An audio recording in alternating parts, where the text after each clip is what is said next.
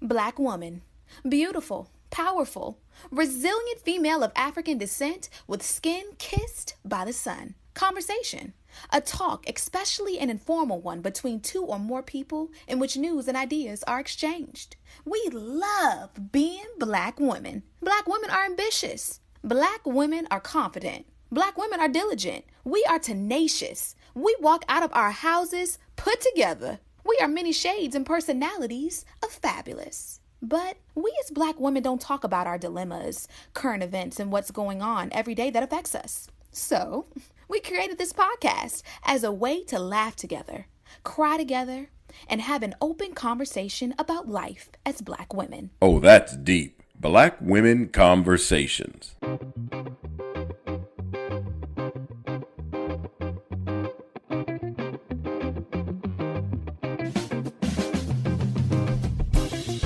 Hey, Nicole.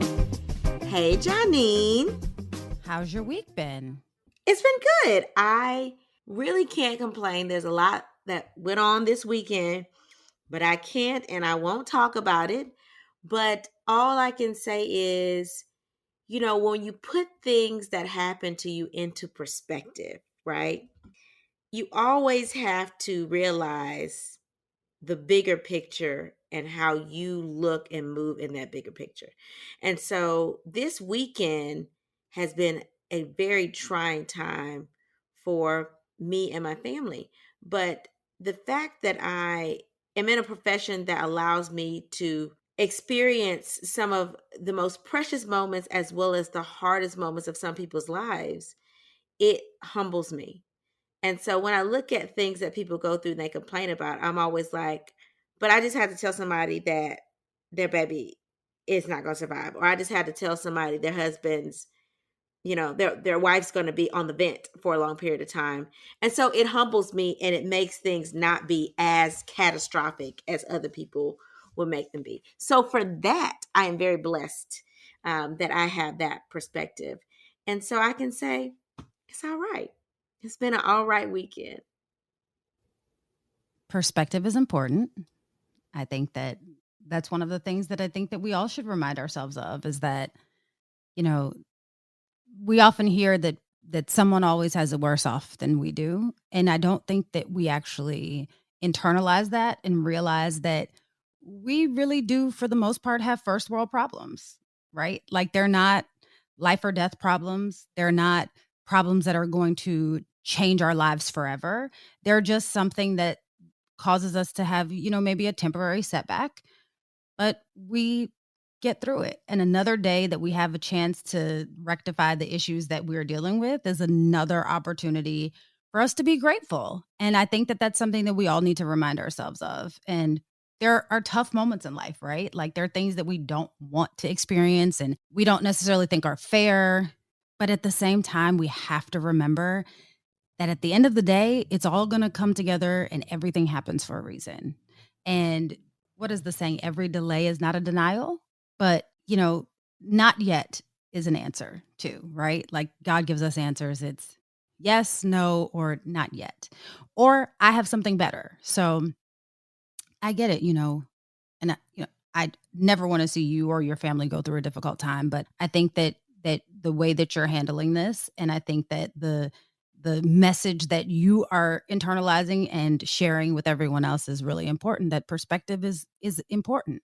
And we have to be grateful and open-minded to the things that we don't want to necessarily experience, the same way that we're grateful for the things that we pray and ask God for. So I think that's important. I definitely agree. I mean, at the end of the day, if ain't nobody going cold, hungry, ain't nobody dying, ain't nobody in the hospital, ain't nobody, health is important. Okay. Those type of things are important. Health, safety, clothing, housing. Like if those things aren't affected, then, it's really not that big of a deal. So because of that, I'm going to go on and live my fabulous life, and my family is going to go on and live our fabulous lives. And we're going to continue to make strides in 2022. So, hey, listen, one monkey don't stop no show. We gonna keep it moving.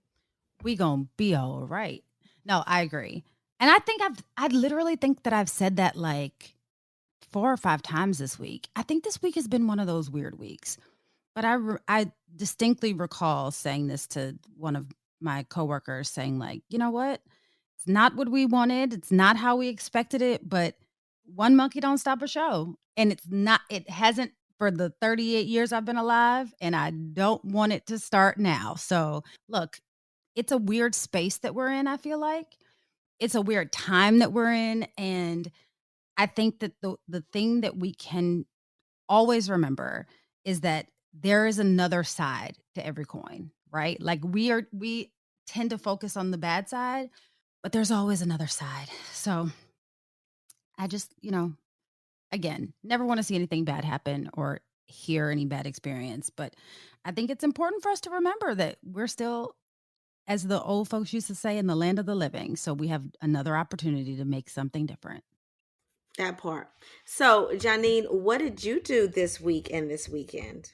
I did a lot actually. And the first thing, of course, I always want to say is like I worked a lot, right? Which I did. But I don't remember if I think that we talked about my food, like I think it's called Everlywell or Everwell, or I can never remember the name of it, but I feel like it's called Everlywell. And the food sensitivity test that my best friend gave me for Christmas, I got the results back, and I have been trying to modify my diet based on the results. But let me tell you something that I've realized, and this kind of goes back to exactly what you were saying earlier. Like I kept telling Ken, I was like, I can't eat anything. Like I can't eat anything. There are 22 things I'm allergic to, and it's just I just can't eat anything. And Ken said, "Yeah, Janine, but there's 78 things that you're not allergic to, and that's just on this test." And I had to remind myself that there are 78 things that I'm not allergic to, and some more, I'm sure. But there's 78 things, and I kept focusing on this 22. I'm like, there's 22 things that I just cannot eat. And they were some difficult things. Like I'm allergic to chicken. I'm also allergic to yeast. So, there are a lot of things that Janine will be cutting out of her diet. But I have to remember that there are other things that I can eat, and there are other things that I can, experiment, because there are a lot of things that I haven't even attempted to eat because didn't know they really existed, to be very honest with you. But it was hard, and it was a delayed process for me. It was like, oh, well, don't pay attention to it yet. But I am trying to do better, as we discussed, with my health. And I literally sat and combed through it and looked at the things that I could and couldn't eat. And I've been very cognizant of what I'm placing into my body now, because I don't want to constantly be sick. And if it's something that I can do to avoid being sick, I would like to actively work to avoid being sick. And before you even remind me, I am taking the results of my food sensitivity test to my doctor's appointment tomorrow. So the plan is for me to be linked with a nutritionist and a GI doctor. And hopefully we will turn this few years of like poor health around pretty quickly now that we have the information. So that's, I think, probably the most important thing that I did this week. But, all the normal stuff happened too. Well, I'm glad that you are going to the doctor, because I could have sworn somebody didn't answer a phone twice this week. So that means that you are feeling better.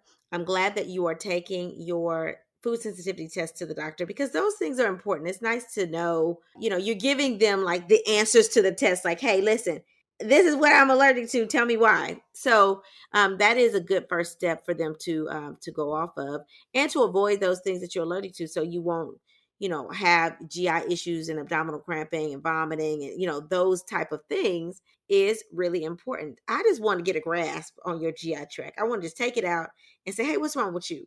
And then put it back inside. Because you've been dealing with this for some time now. So hopefully you get some answers soon. So, Janine, what's on your timeline this week? So this one is actually kind of sad, but I think that we really need to address it, because it has literally taken over both our IG timeline and our Twitter timeline. So we're going to talk about it. Shortly before 1 a.m. on March 21st, 21-year-old Jayana Tanae Webb was pulled over by Pennsylvania state troopers on suspicion of driving under the influence. At approximately 12:45 a.m., the state troopers cut the traffic stop short after dispatch reported a pedestrian in southbound lanes of I-95 in Philadelphia, close to Lincoln Financial Field. Either during or after this traffic stop, at approximately 12:47 a.m., according to the timestamp on Twitter, Jayana tweeted saying, quote, "Why the cops pull me?" And he said, "I'm doing 110 in a 50.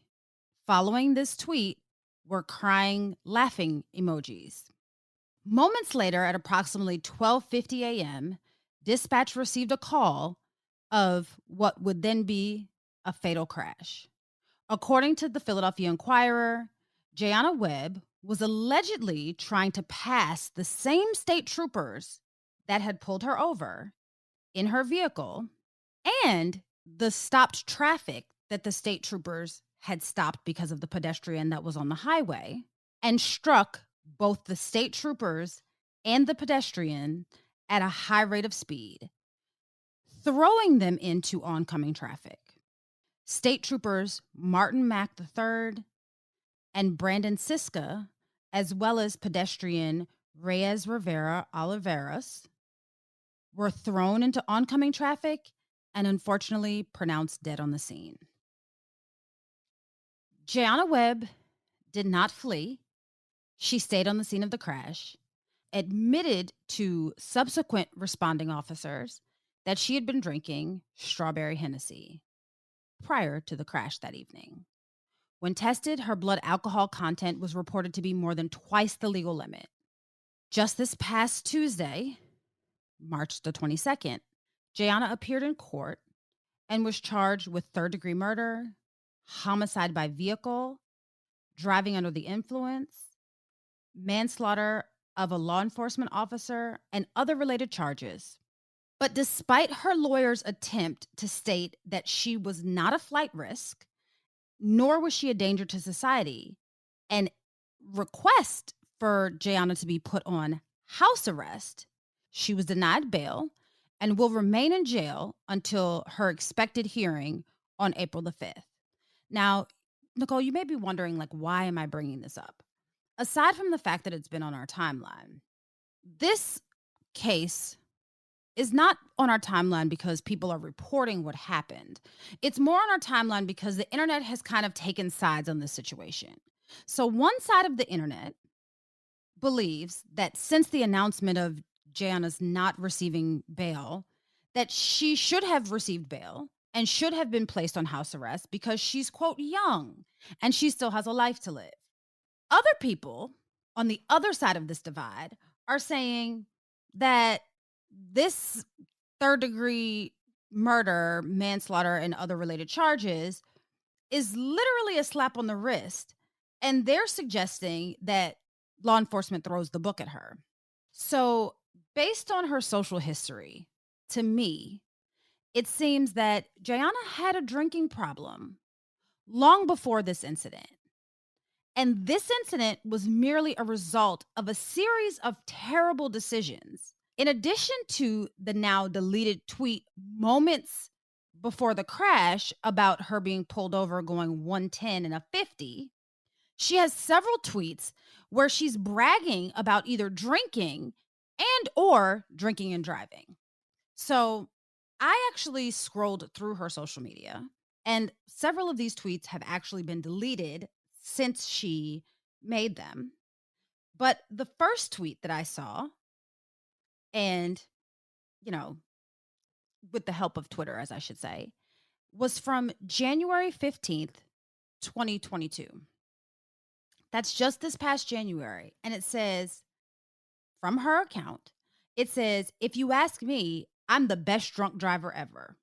Now, Nicole, I don't know about you, but this to me is kind of like people brandishing weapons on the internet or taking images of themselves participating in other illegal activity. I'm not exactly sure why, one, you would say that you're the best drunk driver ever, or two, you would post it on a social media platform. But again, she's 21, she's young, people make bad decisions all the time. In addition to that, she's posted some other tweets that say, I'm still drunk. This is sad. That liquor kicked my ass yesterday. I mean, literally, the majority of her tweets are about her drinking. The day before, at 4:09 a.m., she tweeted, I'm Kelly Drive up right now. Now, if you don't know or have never been to Philadelphia, Kelly Drive is one of those roads that you probably should pay attention between potholes, the curve of the drive, you know, the way that you could literally either end up on one side in the Schuylkill River or the other side in some rocks. You know, it's probably not something that you want to quote, right? So a lot of her tweets are kind of displaying this fast and free lifestyle she seems to be living, right? Also, she talks about how hungover she is often. She talks about how she really likes to drink. I mean, if you look at her Twitter page, you would probably assume that she's an alcoholic. Not going to put that on her, but if you are going based on her tweets, yeah, you would probably think that. But there's some tweets that she makes that kind of make you think that she probably knows that she has a problem. One of the tweets that she made just in the beginning of March, she says, I'm drunk. Don't be me. It's kind of like maybe she's torn, but at 21, do you really know? So while I think that it's sad that 4 lives were taken in this particular incident, the state troopers, the pedestrian, and Miss Webb's life itself, I think that there's no circumstance where drinking and driving is acceptable. And while it is very sad that she's so young and she probably will spend a significant time in jail, I think that it's more sad that 3 men will not go home to their families because of the decisions that she made the morning of the 21st. And I think that she needs to be held accountable for her actions. What do you think, Nicole? I say put her under the jail. I mean, my thing is, I don't care how old you are, unless you are literally like a baby, like a kid, and I mean, you didn't know better. And even in that instance, I would say, okay, get you need to go to juvie because you need some rehabilitation because you need to be taught that there are rules that must be followed. But if you're an adult, I don't care if you are young and you have the rest of your life to live. If you're an adult, you should know better. And you know that drinking and driving is wrong. Even if nobody's personally told you, there are ads that drinking and driving is wrong. You have the knowledge that drinking and driving is wrong. And you know that you're going to be uninhibited when you are drunk. Therefore, you won't be following rules or you won't be alert enough to follow rules, which can be harmful. And this person needs to learn a lesson and they need to understand that they are a danger. Letting this person get a slap on the hand so they can live the rest of their lives would be an insult to the families whose lives were taken. I mean, she's young, she's to live her life. What about the 2 state troopers and the pedestrian that she killed? They don't have lives to live. Their families do not have them to support them anymore. So you can't say, oh, she has the rest of her life to live. The other 3 people did too. And now their lives are cut short.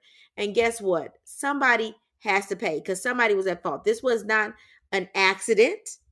This was not an accident. She defied authority. She defied the rules. She went above the law and she decided to speed up and hit these people.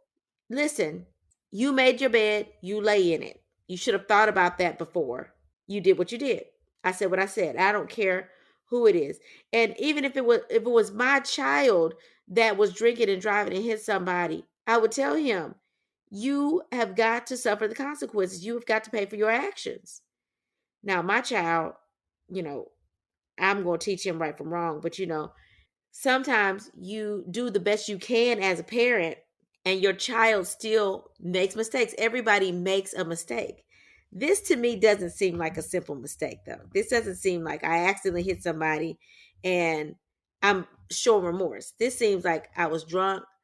I know I drink and drive often. This is the time that I drunk and drive and just happen to kill some people. That's what this seems like to me. Absolutely. And it seems almost as if, I hate to say this, but it seems almost as if she's bragging. I mean, we can go back to messages in that she tweeted in 2021, and not for nothing, but was she old enough to drink at that point? It seems that a lot of her activity, at least based on social media, is centered around her drinking. And here's the thing, if you like to drink, I'm not saying that there's a problem with the drinking, right? It is the subsequent behavior after the drinking that we are concerned about. There's no reason why you need to drink and drive. Never. There's never a reason for you to drink and drive. There's Uber. I mean, it's a major city. It's Philadelphia. I used to live there, right? There's plenty of public transportation. There's Uber, there's taxis, there's Lyft, there are all kinds of ride sharing things. And honestly, for the most part, they're safe rides. Like, you do not need to drive drunk under any circumstance. Doesn't make sense to me.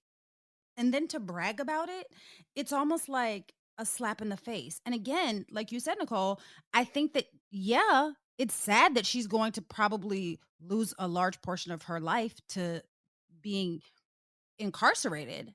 However, these men won't come home. One of the wives of the trooper that passed away is pregnant. That child will never know their father. It's extremely sad, but these are the kinds of things that we really need to consider when we think, "Oh, we're just running around the corner, we can make it." That's not true. You never know what's going to happen, because I would like to think that her sober mind, seeing a bunch of stopped vehicles, would know maybe I shouldn't go around this line of stopped vehicles, or maybe I shouldn't drive at a high rate of speed on the shoulder of the road, or maybe I shouldn't even be driving at a high rate of speed, especially after I just got stopped for it. And the irony of the fact that the troopers who stopped her just moments before and ended up having to cut the traffic stop short because there was a report that a pedestrian was walking on the highway were the same troopers that she ended up killing with her vehicle. It's just heartbreaking. It's the most heartbreaking thing, because it just could have been avoided. And avoidable death, I think, is the most frustrating kind of death, right? It's not something that you one expect, but it's also something that you're like, why? Just why? It's so unnecessary. And honestly, it sucks that she's 21. It sucks that she's going to have to go to prison. All of it sucks. The whole situation sucks. But when you make poor decisions, you have to live with the consequences. And unfortunately, I know that on social media, this has kind of come down to, and sadly, it's kind of come down to racial lines. It seems like, a lot of Black people are saying, like, oh, she's Black, we have to support her. But it's like, no, she killed people. That's just what it is. Like, the reality is she killed people. Sorry. I don't care if you're Black, white, yellow, purple. You kill people. I can't ride out with that one. I just can't. I hate that about, Black Twitter or Black social media. It's like we go hard when we need to go hard, which I can appreciate, but it's almost like we try to draw this line in the sand. Like, anytime a Black person gets in trouble, we are going to come to that Black person's aid, even if they are dead wrong. There's always going to be like, oh, she's Black, so she's getting a harsher sentence. She killed 3 people. She killed 3 people, and she is getting a 3rd-degree murder charge, which is a light charge. Okay. She killed 3 people. We're forgetting about that. It don't matter what color she is. We have got to be able, as a community, to say right is right and wrong is wrong. And for some reason, anytime somebody does wrong, we can't say they did wrong. We're always like, they're being harsh on her because she's Black. Well, y'all, actually, it don't look like they're being that harsh on her. Okay? I'm just saying. I agree. I love our people, but I want us to do better. I really want us to do better. And honestly, I think that, we hate to make an example out of a 21-year-old girl, but maybe this is like, maybe she's able to turn this around and maybe she's able to be an advocate for getting help.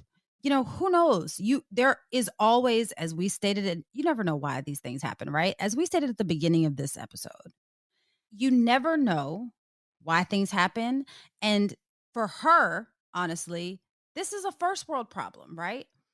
She's not going to get the death penalty. She's not going to be in jail for the rest of her life because, as you stated, Nicole, she got third-degree murder. It wasn't first or second-degree murder and manslaughter, right?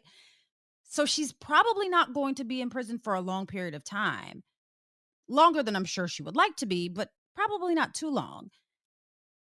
It could be worse, but I hope and pray for her sake and for the sakes of the families that this incident has ruined, that she's able to pivot and turn this into a positive experience where she can then be an advocate for not drinking and driving and an advocate for seeking help when you do have a drinking problem or any substance abuse problem. So hopefully she's able to turn this around, and this will be a life-changing moment for her in a positive manner. I really hope so. So, you ready to talk through some of these letters from our listeners? Let's do it. Okay, so the first letter reads, Nicole and Janine, I have a friend, Olivia, who thinks it's cute to have one too many drinks. She says it gives her, quote, liquid courage. We're both nurses, and she's the youngest amongst our crew of friends. She and I became close because her older sister and I were college roommates. After practicing as a nurse for several years, I was thrilled when she came to me for mentorship because she too wanted to be a nurse. When her sister died a little over a year ago, the bond between Olivia and I grew closer. I made an extra effort to have her back. However, lately, when we have been with friends, she becomes belligerent, often arguing with people in restaurants and even fighting a guy. I will say the guy was rude and offensive with sexual comments, but that's still not a reason for her to fight him. Frankly, it's becoming quite embarrassing. I always have to take her keys if we go out and bring her home. I really wonder if she acts this way around other people when I'm not there, or if other people just ignore her. What should I do to show Olivia that her actions are dangerous? I don't want her to get hurt. Sincerely, Cheryl. I will say this. Having grown up in a family where members of my family suffered with alcoholism, I have to say this. And this is the catch-22 with any substance abuse issue. There is nothing that you can do to a person or say to a person or do for a person to convince them that they need to change their behavior. They have to get to the point where they're ready to change their behavior. And it seems like, based on the letter, that her sister passed away and she seems to be getting drunk and belligerent, that there's a much more deep-seated issue here than the fact that she's getting drunk and belligerent when you all go out with friends. Olivia needs help. And Olivia needs the kind of help that probably comes from an AA meeting or a rehabilitation center. I don't want you, Cheryl, to take this on as your responsibility. You are a dear friend and a dear mentor, and you are doing your best to help her. Maybe when you all hang out, you suggest that you not go to places or do things that could potentially turn into her getting drunk. Maybe you think of some alternatives of things to do so that you all can hang out and have a good time without her being intoxicated. And you'll see if she really has a problem then, right? If you are actively seeking activities that will not allow her to get drunk and somehow she still manages to get intoxicated, you then have your confirmation that she has a problem. If you still need confirmation, because based on the letter to me, I think that you can pretty much gather that she has a drinking problem, right? So I say be there and be supportive, but make sure that you're not enabling her to continue to have this drinking problem. Because if you all are going out to hang out at bars or restaurants and having a couple, 2, 3, 4, 5 drinks, and she's becoming drunk and belligerent, then you're enabling her. Because if she goes to do it by herself and you're just coming to pick her up, that's a different story. But let's try not to enable her. And if she continues along this path and you don't feel comfortable, don't feel guilty removing yourself from the situation, because while you are her friend and her mentor, it is not your responsibility to babysit a grown person. She has to be responsible for her actions. And sometimes the only way that people change this kind of behavior is hitting rock bottom and letting rock bottom hit them back. Because truly, people can hit rock bottom, bounce back, and be just fine and continue on their same negligent behavior. If you're there to pick her up and pick her sloppy, drunk self up every single time she gets herself into these situations, she's not really facing the consequences, right? Let her face the consequences. She does it enough times. She gets a DUI. God forbid she hurts or kills someone. God forbid she gets herself into a fight and gets beat up herself. We don't know what her rock bottom is going to be. But what we do know is it's very likely that she will have to hit it herself before she makes a change. I've lived this before. I have several friends. They call me grandma. Nicole, if you remember, the mom van was going to pick up drunk people at Xavier. But again, let me tell you, sometimes it's just rock bottom.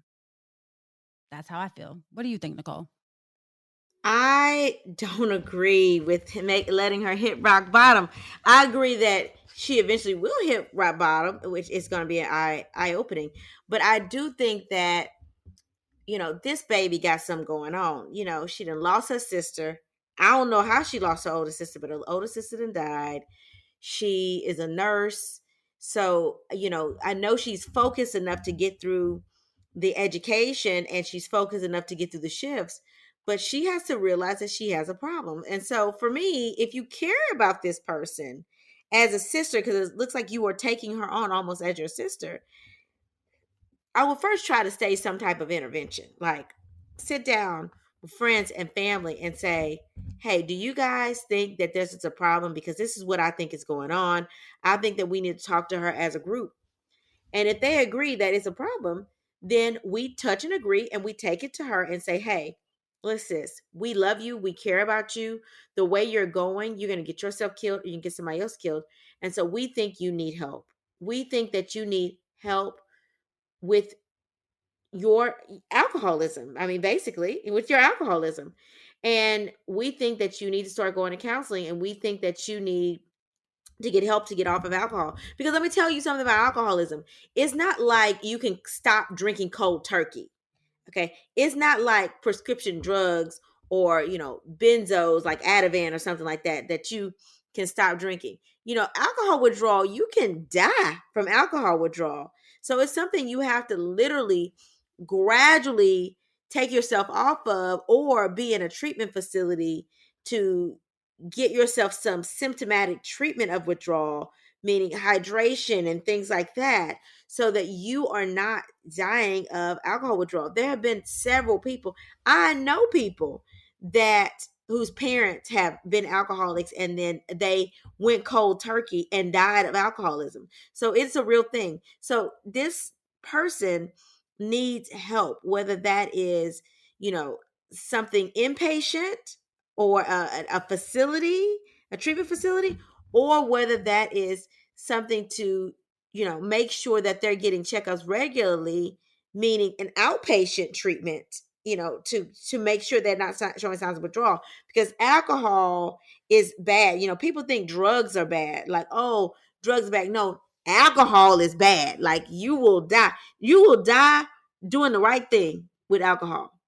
You try to stop cold turkey, you will die from alcohol withdrawal. So you really do have to, almost gradually take yourself off, or you have to get some type of inpatient treatment if you really are a true alcoholic, and you have alcohol abuse, so that you are not dying from withdrawal. But I would say some type of intervention to let her know, hey, we all see this, okay, and it's a problem, and we want to be here to support you, but we can't stand by and do this.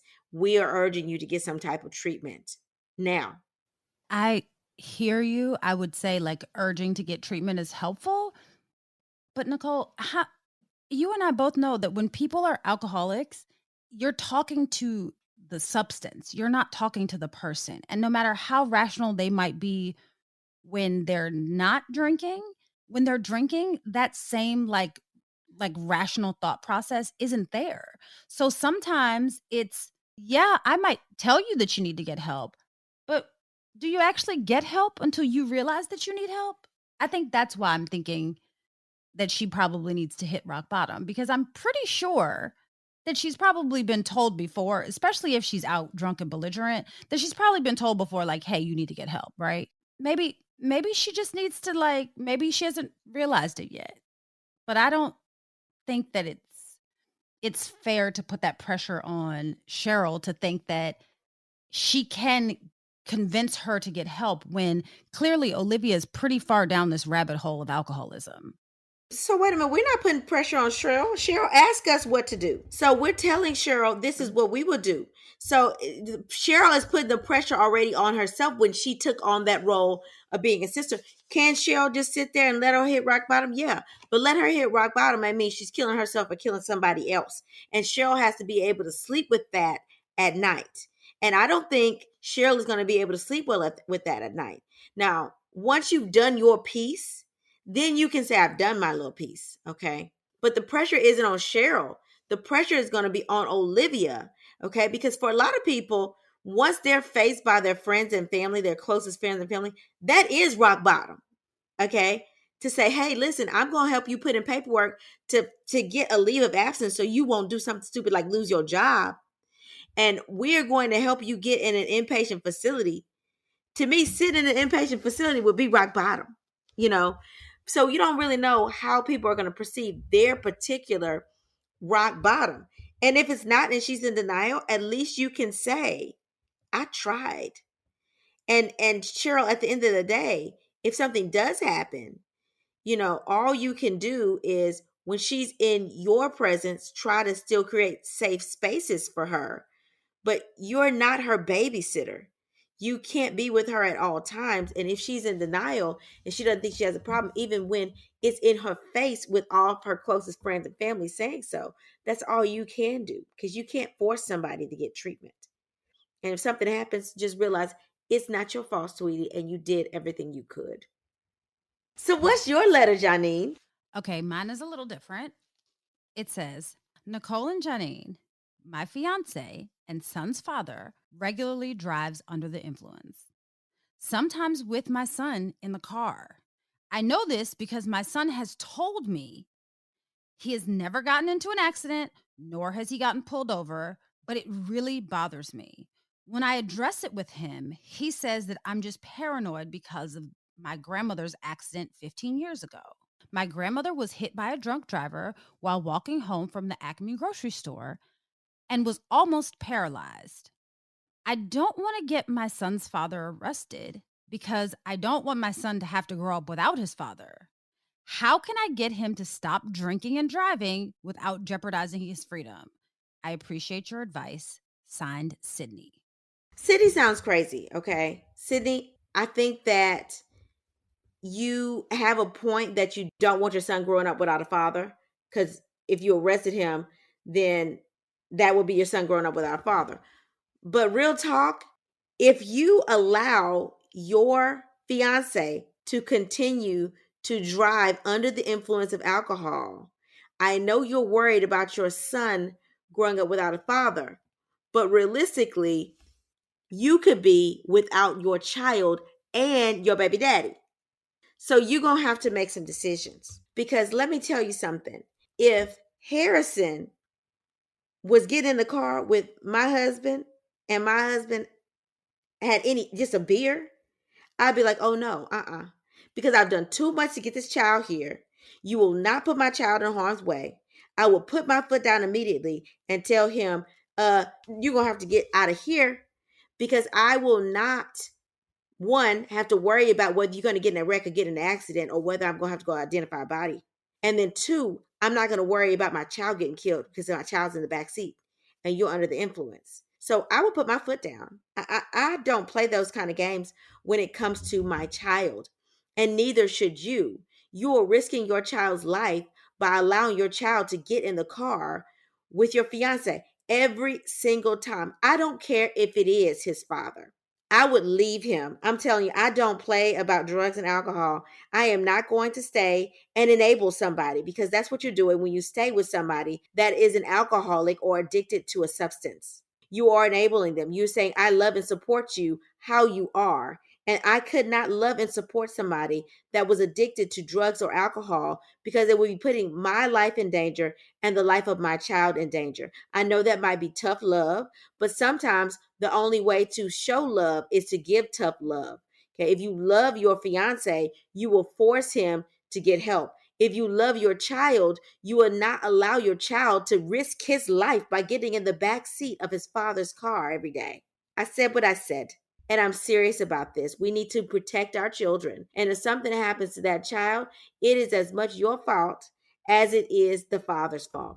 Nicole, I agree 100%. I think that the most important thing to remember is, yeah, you don't want your son to grow up without a father, but he might grow up without a father or might not grow up at all because of this terrible behavior. So get over this idea of somehow turning your back on him. And you should be concerned about your fiance too, right? Like, do you really want to marry a man that clearly has a problem drinking?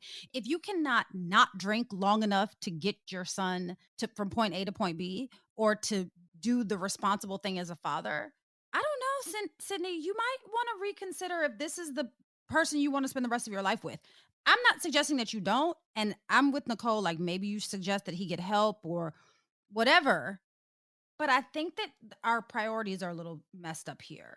Our priorities shouldn't be his freedom, so to speak. Our priority should be making sure that not only your son is safe and alive, but your fiance is safe and alive too. Because I mean, literally from our timeline story, we see how this ends, right? We see that it doesn't end well.